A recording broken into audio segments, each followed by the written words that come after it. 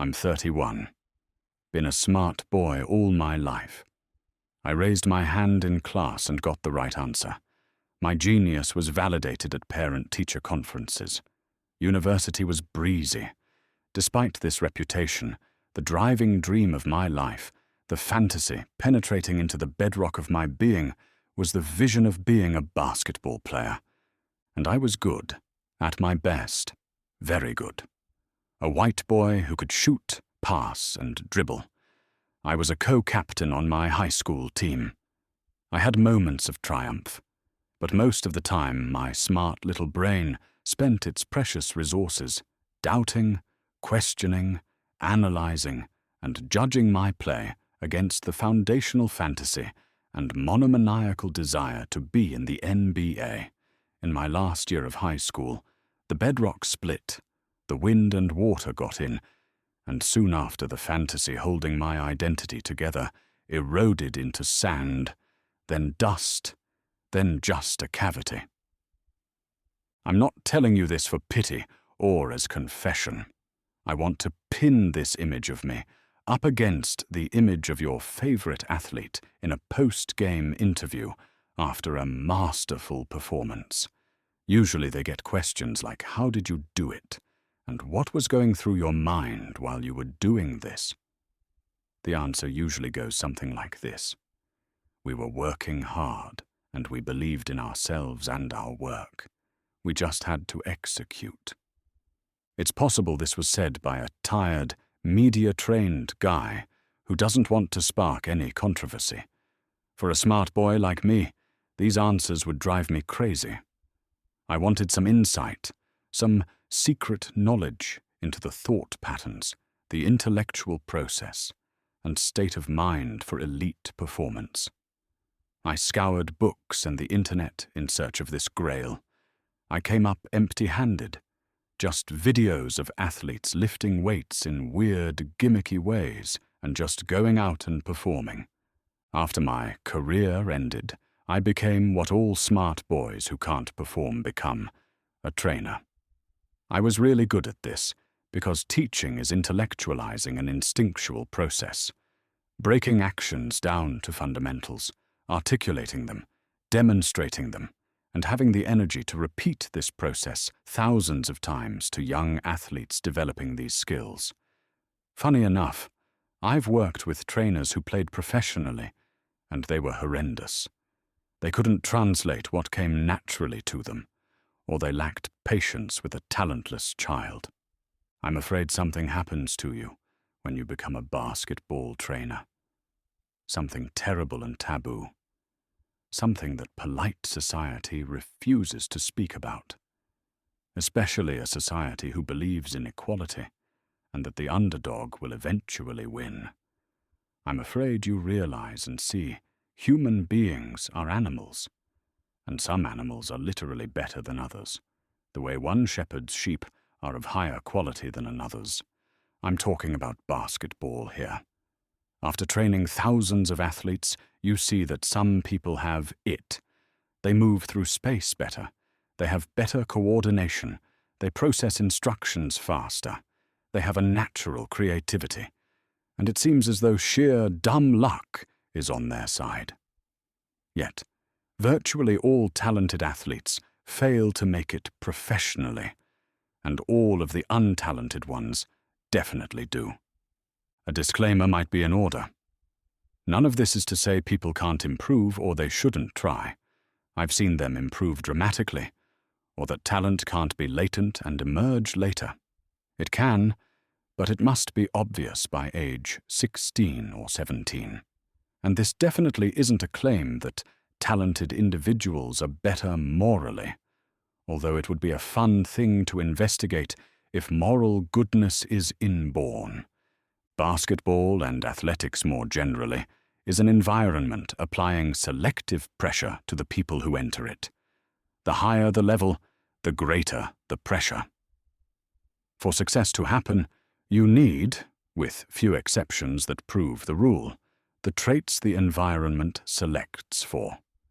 One trait virtually every micro-environment selects for is being a dumbass. A few years ago, it occurred to me there was no secret knowledge on how to perform. The interview answer was indeed the answer. It was exactly what was on his mind. How could this be? I just saw genius. It had to be thought out, plotted, and premeditated. Another foundation crumbled. I held on to being a smart boy for too long. My mother and teachers told me it was a good thing. Alas, being a dumbass is a superior form. Dumbassery exceeds athletics, stretching its sausage-like fingers into every realm. Music, drawing, writing, working, even philosophy. To be a dumbass means to dampen or dull the intellect, so animalistic instinct can take over and become the primary source of action and intelligence. We all strive to be dumbasses. Our monotheistic religions ask us to have faith, to cast aside the faulty and pesky thoughts driving us away from God. We're told to meditate so we can stop thinking. The promise there is, when we meditate successfully, we'll join the pure flow of blissful consciousness underlying reality. We drink until our eyes go lamp-like. Hippies teach you how to dissociate and astral project. Psychologists talk of flow states and embodied cognition. Hidden deep in every man, woman, and child is the desire to become a dumbass. Why? There are a few reasons, and they stem from the basic observation that human beings are animals. I mean this literally, without irony, without wit. I saw it one day, the same way Neo realized he was the one. I haven't been able to unsee it since.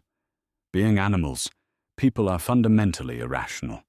Rationality obviously exists, but it's a tool, it's not what we are. In fact, rationality often gets in the way and becomes a great source of suffering.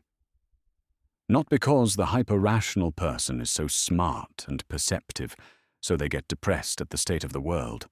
Quite the opposite. There's a massive tension between the limited rationalizations we make about the world and the unlimited and unconscious nature underpinning it. When someone is in dumbass mode, they're dipping into this boundless ocean. I want to illustrate this with a description of Achilles from the Iliad and some Machiavelli. Book 22 of the Iliad is immortal. It's the part of the poem where Achilles confronts Hector for killing his friend Patroclus. He's possessed by anger. He chases Hector around the city of Troy, like a hawk, swiftest of birds. His legs are described as pounding away like a thoroughbred. Finally, Achilles himself curses Hector and tells him, "Lions and men make no compacts, nor are wolves and lambs in sympathy. They are opposed to the end." Achilles kills Hector. He draws the distinction between animal and human, which he also contrasts with a feeble, cowardly, and domesticated animal. He also says these forms are opposed to the end. Diametrically opposed and impossible to coexist, this ancient epic poem illustrates a clear distinction between the superiority of the dumbass and the feeble, rational person. The natural conclusion I come to is that being fully man, meaning hyper-rational, out of touch with nature, and domesticated leads to suffering or inferiority. Who taught Achilles the way of the dumbass? It was the centaur Chiron, a half-man, half-beast. Chiron's foster father was Apollo, the god associated with rationality. It's important to note that Chiron was taught rationality. It wasn't the thing grounding him in reality. Being half-animal, a horse with a giant ass, he was born out of nature, not thought. He's the perfect teacher for human beings because no animal gets more caught up in its own constructions and needs to be shaken loose from them. Chiron can articulate the reality of the dumbass because he experientially knows it exists. He teaches Achilles, the greatest of men, how to be a dumbass. He teaches him how to access a deeper, instinctual intelligence is not readily available. Machiavelli makes this even more clear when talking about the education of princes and the insufficiency of law, rationality. You must know, then, that there are two methods of fighting, the one by law, the other by force. The first method is that of men, the second of beasts. But as the first method is often insufficient, one must have recourse to the second. It is therefore necessary to know how to use both the beast and the man. This still begs the question, why is being a dumbass a necessary and possibly a better way of being? While we're irrational by nature, that doesn't tell us anything about what we want. Obviously, the forms, fantasies, and objects of desire are infinite. At the end of each of these objects is a hope that we'll feel more like ourselves, that this feeling of alignment will expand and intensify. What we really want is intensity of experience.